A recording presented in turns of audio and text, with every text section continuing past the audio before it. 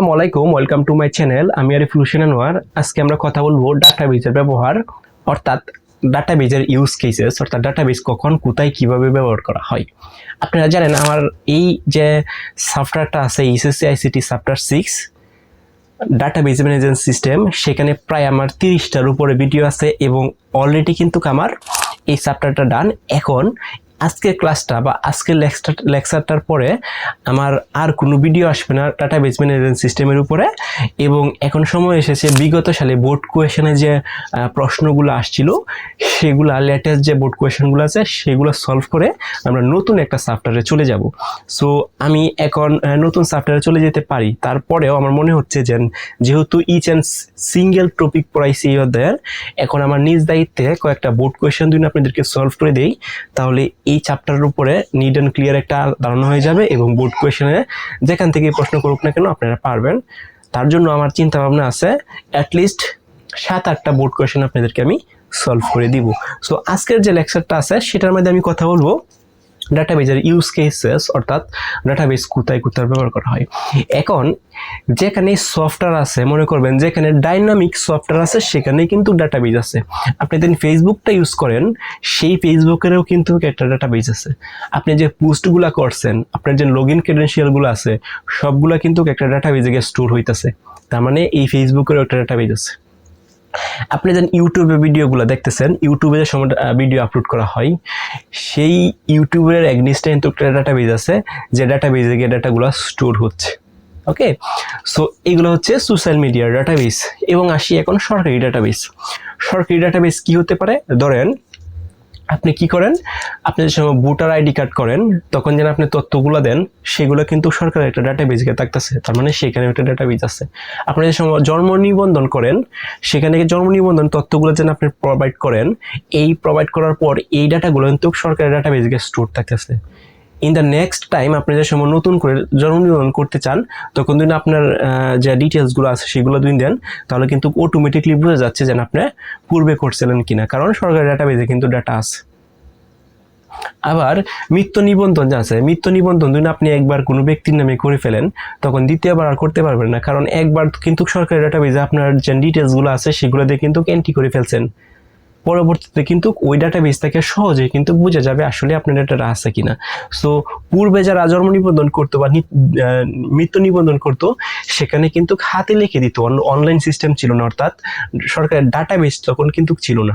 সরকারের কোনো সামহাও কোনো কারণে এই ডাটাবেজগুলো রাখছিল না। তখন কিছুদিন পর কিন্তু সরকারের মাথায় আসছে যে না, আমাদের ডাটাবেজ রাখা উচিত, আমাদের তথ্যগুলো রেকর্ড রাখা উচিত। এখন কিন্তু জন্ম নিবন্ধন করলে আপনি সব তথ্য কিন্তু সরকারের ডাটাবেজে থাকতেছে।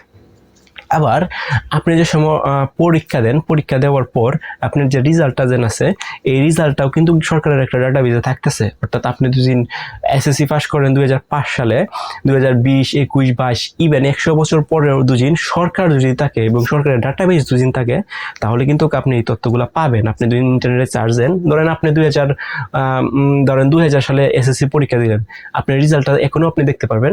এই যে ওয়েবসাইট যেন আছে, ওয়েবসাইটে আপনার যে ক্রেডেনশিয়ালগুলো আছে, অর্থাৎ আপনার রোল নাম্বার, রেজিস্ট্রেশন নাম্বার দিয়ে দিন, আপনি চার্জ দেন, তাহলে আপনি তথ্যগুলো কিন্তু পিক করে চলে আসতেছে, আপনি দেখতে পাইতেছেন। সো এই রেজাল্টগুলো কিন্তু সরকারের ডাটাবেজে থাকতেছে। এখন সুবিধা কেন, সুবিধা কি হচ্ছে, কারণ এই যে তথ্যগুলো যেন আছে এবং ইভেন আরো অনেক কাজে, অর্থাৎ সরকারি গভর্নমেন্ট যে ডাটাবেজগুলো আছে সেগুলো কিন্তু অনেক অনেক কাজে, অনেক অনেক পারপাসে কিন্তু ডাটাবেজগুলো তৈরি করা হয়েছে। এবং এই ডাটাবেজ তৈরি করার উদ্দেশ্য হচ্ছে ডাটাগুলোকে স্টোর রাখা, যাতে ডাটাগুলো না হারায়, না হ্যাক হয়। এখন হ্যাক তো হতেই পারে স্বাভাবিক, বাট তবু কিন্তু সরকারের খুবই সিকিউর ভাবে এই ডাটাগুলো রাখতেছে। আচ্ছা, এখন আসি কর্পোরেট ডাটাবেজ। কর্পোরেট ডাটাবেজ মানে হচ্ছে বিভিন্ন প্রকার যে গার্মেন্টস আছে, সোয়েটার আছে, বিভিন্ন প্রকার যে অফিস আছে সেখানে কিন্তু তাদের ডাটাবেজ আছে, তাদের যে এমপ্লয়ি আছে, তাদের যে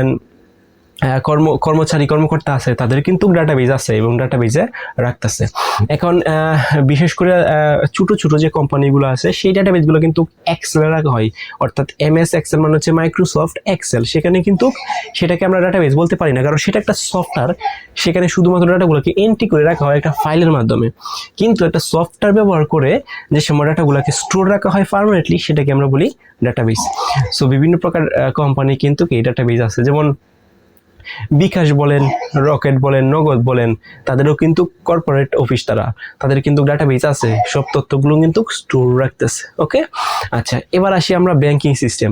বাংলাদেশের যতগুলো ব্যাংকিং সিস্টেম আছে সবগুলো ব্যাংকিং সিস্টেমের কিন্তু ডাটাবেস আছে, কারণ ডাটাবেস তারা কিন্তু ব্যাংকিং সিস্টেম কখনোই চলবে না। ইভেন তাদের নিজস্ব সার্ভারও আছে। সার্ভার মানে হচ্ছে কি, ডাটাগুলোকে সিকিউর রাখার জন্য তারা কিন্তু নিজস্ব সার্ভার ব্যবহার করে, কারণ ব্যাংকিং সিস্টেমের যে ডাটাবেসের যে কি বলে ডাটাবেজে যে ডাটাবেসটা আছে সফটওয়্যারের, সেগুলো কিন্তু খুব খুব ইম্পর্টেন্ট। কোনো কারণে বা সামহাও কোনো কারণে কেউ যদি সেটার অ্যাক্সেস নিয়ে নিতে পারে, কোনো ডাটা যদি ডিলিট করে দেয়, তাহলে ওই ডাটা ওই কাস্টমারের এগনিস্টে তার জীবন দশায়, অর্থাৎ তার যে লাইফ টাইমে যে ব্যাংকিংয়ে যে লেনদেন করছিল সেগুলো রেকর্ড চলে যাবে, তার অ্যাকাউন্টে কত টাকা আছে কিনা সবগুলো কিন্তু চলে যাবে। সো এই যে ব্যাংকিং সিস্টেমের ডাটাবেসগুলো আছে সেগুলো কিন্তু অনেক অনেক গুরুত্বপূর্ণ সহকারে সিকিউর দেওয়া হয়। আচ্ছা এবার আসি শিক্ষা প্রতিষ্ঠানের ডাটাবেস। বিভিন্ন যে কলেজ আছে, স্কুল আছে, সেখানে দেখবেন আপনি কি করতে পারবেন, অনলাইনে নোটিশ দেখতে পারবেন, যেমন জাতীয় বিশ্ববিদ্যালয়ের যে ওয়েবসাইটটা আছে এবং বিভিন্ন কলেজের যে নিজস্ব কিছু ওয়েব পোর্টাল আছে, এই ওয়েব পোর্টালেরও কিন্তু ডাটাবেস আছে।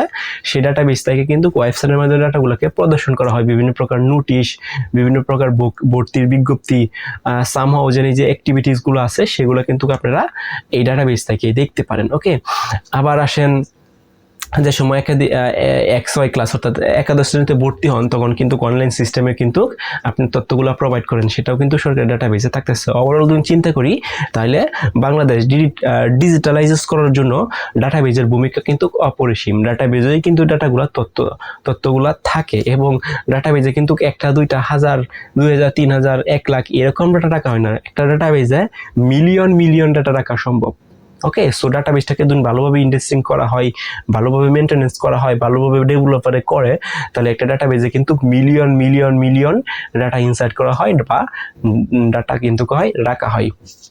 সো ডাটাবেসের গুরুত্ব বলে শেষ করা যাবে না। সো এই যে ডাটাবেসের যে ইউজ কেসটা আছে সেটা হচ্ছে সারা বাংলাদেশেই প্রত্যেকটা প্রতিষ্ঠানে বা প্রত্যেকটা ইচ অ্যান্ড এভরি সিঙ্গেল প্রতিষ্ঠান থেকে কিন্তু একটা করে ডাটাবেস থাকেই, মাস্ট বি। ডাটাবেসের উপর ভিত্তি করে ডাটাগুলো কিন্তু স্টোর রাখা হয় এবং এই ডাটাবেসের উপর বেস করে পরবর্তীতে অনেক কার্যক্রম করা হয়। সো এই হচ্ছে ডাটাবেসের ইউজ কেসেস, অর্থাৎ এই সফটওয়্যারটা অলরেডি শেষ এবং নেক্সট ক্লাস থেকে আমার ভিডিও আসবে ডাটাবেসের MCQ, অর্থাৎ এই অধ্যায়ের যে MCQ আছে সেগুলো একটু সলভ করে দেওয়ার চেষ্টা করব এবং বিশেষ করে বিগত সালের যে কোয়েশ্চেনগুলো আসছিল সেগুলোকে নিয়ে আলাপ করব। তো সে পর্যন্ত সবাই ভালো থাকেন, সুস্থ থাকেন, and stay connected with me.